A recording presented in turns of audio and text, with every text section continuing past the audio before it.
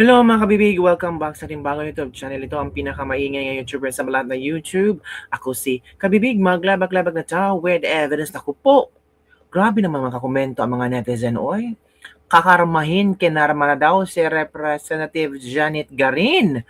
Kasi dingvax siya, case in full trial na. Naku po, makukulong na ba? Mananagot na ba itong si Representative Janet Garin? Hala ka mga kabibig. Kung balikan natin ang sitwasyon kabibig, ito kasi ang nakita ko kabibig ha. Gusto ko lang i-share sa inyo. Nabasa ko ito at talagang hinanap ko ang link at meron talaga kabibig. In full trial na talaga. Ito Dingvasha case to proceed full trial. Ito QC, Quezon City Court denies dismissal. Dingvasha case to proceed to full trial. Naku po, pinadidismiss dapat sana ito pero nag-deny ang Quezon City Court. Sabi niya, hindi pwedeng ma-deny ang kaso na iyan. Full trial tayo. Naku po, uusad na sa full-blown trial ang controversial na Dingvasha case matapos ibasura ng Quezon City RTC Branch 102 ang motion ng depensa na i-dismiss ang kaso. Uy, maraming natsugi na mga bata dito tapos i-dismiss lang. Hindi makakuha ng totoong accountability. Hindi makakakuha ng totoong justice. Akala natin, sinisigaw natin accountability and transparency. Para yatang bakit pa-dismiss nyo? Kabilang si dating Health Secretary at ngayon Representative Janet Garin. Sa desisyon noong April 28, 2026, sinabi ni Judge Michael Ken De Jesus na walang sapat na batayan ang argumento ng depensa, kabilang ang claim na double jeopardy. Binigyang diin ang hukom na ang mga kaso ay magkahiwalay dahil iba-iba ang biktima sa sitwasyon. Dagdag pa ng korte, hindi maaring gamitin ang Evler Doctrine bilang panangga laban sa pananagutan sa magkakaibang insidente. Anya, ang mga isyong may kinalaman sa ebidensya at sanhi ng pagkamatay ay dapat talakayin sa mismong trial, which is, ang dami kayang batang namatay dyan. Tapos, i-dismiss lang? Parang walang managot? Grabe naman. Ito ang dapat mabigyan ng totoong trial. Ito ang dapat mabigyan ng totoong fairness at justice. Yung sabi, ijiki ninyo. Ito matagal na tong nakabaon. Buti na lang talaga kabibig na ang Quezon City Court talagang ayaw ipadismiss ang kasong ito. Bigyan ng katarungan ang mga inosenteng batang namatay. 'Di ba? Ito ang dapat pinagbigyan ng tuon, pansin ng Department of Health or ng gobyernong ito na tulungan ang mga na biktima, di ba? Sa pag-usad ng kaso, ilalatag at susuriin ang ebidensya laban sa mga akusado, kabilang ang ilang opisyal ng gobyerno at pribadong sektor at sa isang pinakamalaking health controversy sa bansa. Di ba? Ilang taon na ba ito? Matagal na. Salamat talaga Quezon City Court na ayaw yung denies dismissal. Kasi sinagarin gustong ipa-dismiss ang kaso. Ikawawa naman yung pamilyang nawalan ng mga ang biktima, di ba? Ito ang komento ng mga netizen. Crimes against humanity pod me. Madidismiss din yan. Nasa kanila daw ang beat. Huwag na mapunggan yan. Marami ng pamilya ang umiiyak, humihingi ng hustisya. Karma is real, deserve, nice move, judge. Dingvasha Queen left the earth. Buksan ulit ang kaso. It's real karma. Naku, iyan nakabibig. Ito ang dapat isigaw ang hustisya para sa mga batang tinurukan at ginawang eksperimento. Time of reckoning. Yehe! No justice goes unpunished. Karma has no deadline, Garin. The Dingvasha Queen is about to face the music. Justice for the victims, panagutan na ang dapat managot. Ito ang dapat sinisigawan ng hustisya. Mga bata to, mga inosente to, walang kamalay-malay kumpara sa ejiki-ejiki.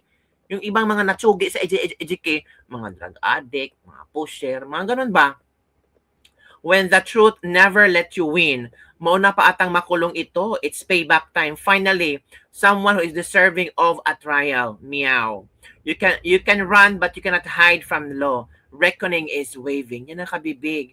Yan ang nakikita natin. Sana full-blown trial to. Talagang wala nang walang titigil, walang pipigil na magkaroon ng trial talaga to kasi matagal ng panahon na naghihintay ang mga biktima, ang pamilya ng biktima ng totoong hustisya, mga kabibig.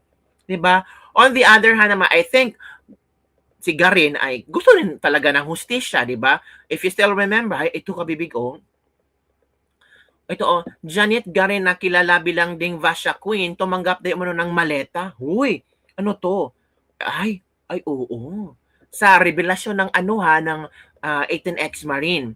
Narito ang mahalagang detalye sa issue ito. Ang revelasyon ng mga ex-Marines noong November 24, 2006 sa isang press conference na pinangunahan natin ni Levi Baligon, inarap ang 18 individual na mga kilalang dating mga miyembro ng Philippine Marines. Ayon sa kanilang joint affidavit, inutusan sila maghatid ng mga short cases mga malita ng pera sa ibang opisyal. Pangalan ni Janet Garin, tahasang pinangalanan ni si Representative Janet Garin bilang isa sa mga natanggap ng mga malitang ito. Sinasabing ang bawat malita ay nalalaman ng tinatayang 48 million. Oh, nako. Ang sagot ni Representative Garin, mariing itinanggi ni Garin ang mga paratang na ito. Bilang Deputy Majority Leader ng Kamara, ibinigay niya ang mga sumunod na punto, recycled accusations, sabi ni Garin. Tinawag ni Garin na luma at walang basehan ang mga akusasyon. Ayon sa kanya, ito ay bahagi lamang ng isang smear campaign o paninira upang hinain ang mga impeachment process laban sa Vice Presidente. Hamon sa mga testigo, hinamon niya ang mga nagpakilalang 18 ex-Marine na lumutaw ng personal sa korte at huwag magtago sa likod ng affidavit na wala namang konkretong pruweba, gaya mga litrado o resibo. Accountability, sabi ni Garin, nanindigan si Garin na ang kanyang suporta sa impeachment ay base sa ebidensya na misuse of confidential funds at hindi dahil sa anumang suhol. Ako yan kabibig ha. Ako.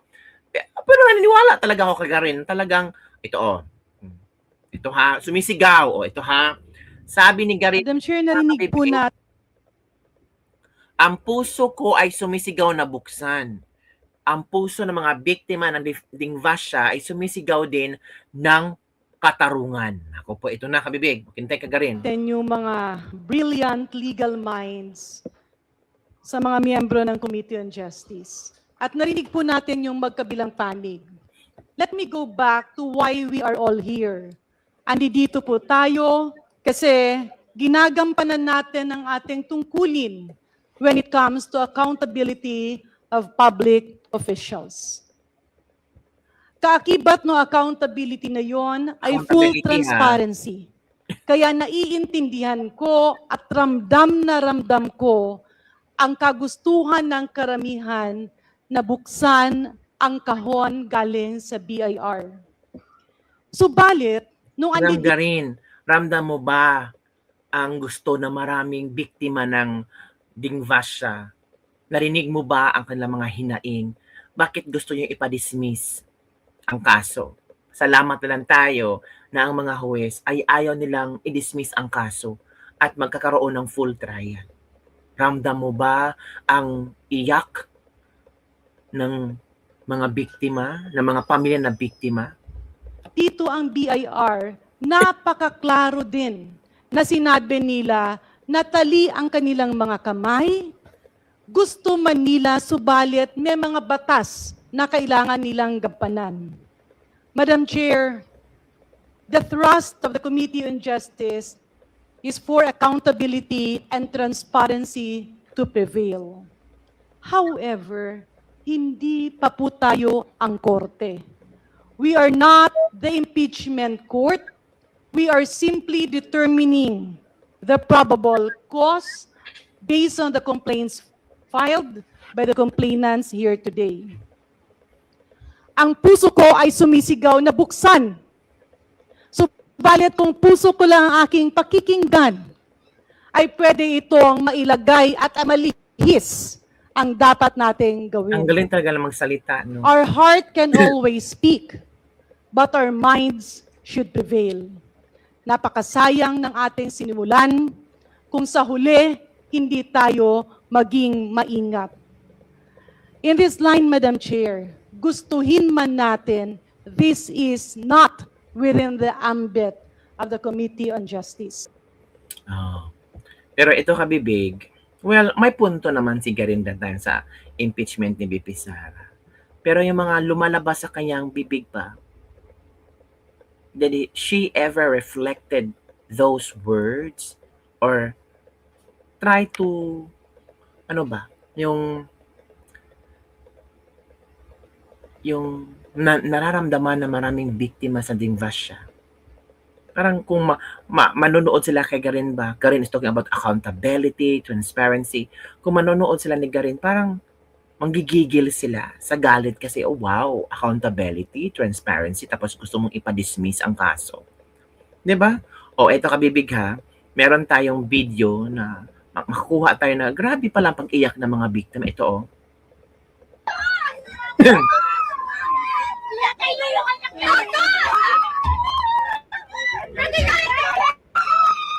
May one.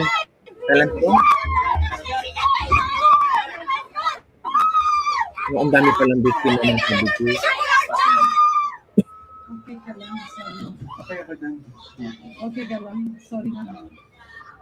Kailangang manigurado na hindi tayo magkamali dahil ang isang pagkakamali ay pwedeng mabasura ang lahat ng pinaghirapan.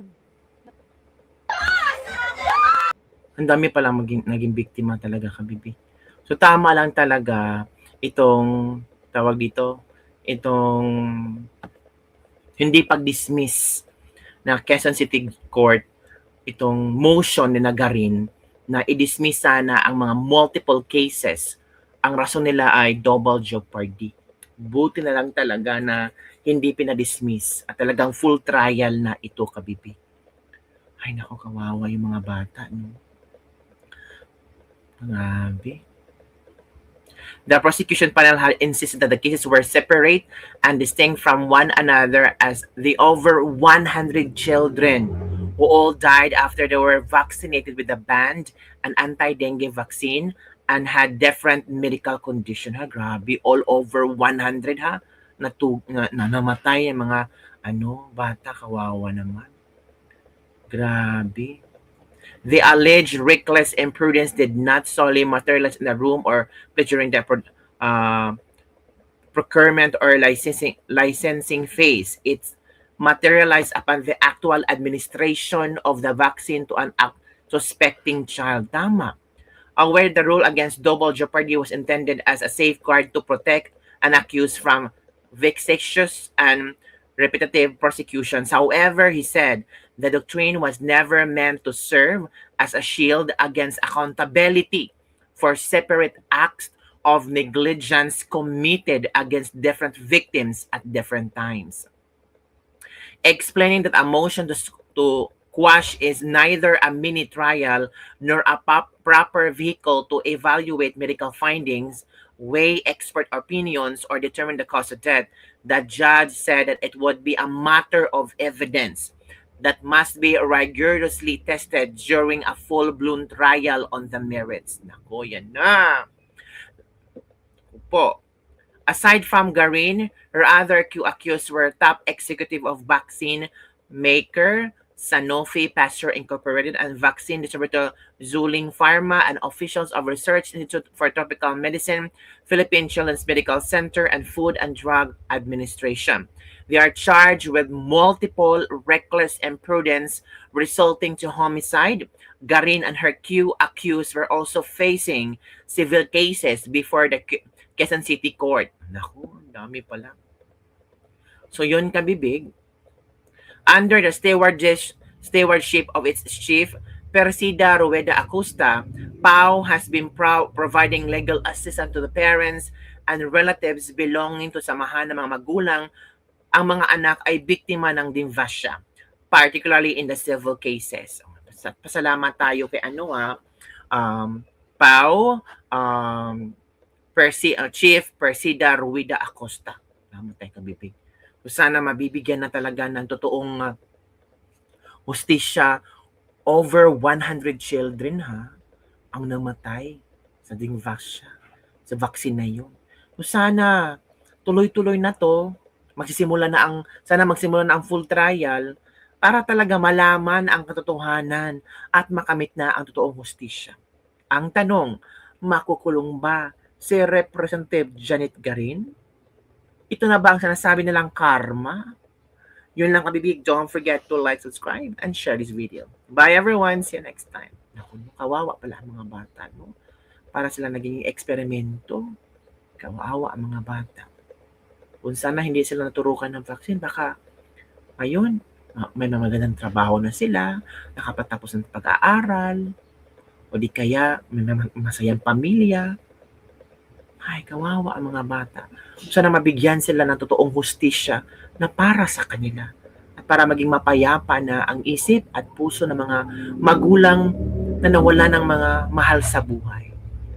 Accountability and transparency, itong kaso na to ang siyang sumasalamin ng totoong accountability and transparency. Mahirap naman kung puro tayo bunganga ng accountability and transparency, pero hindi tayo.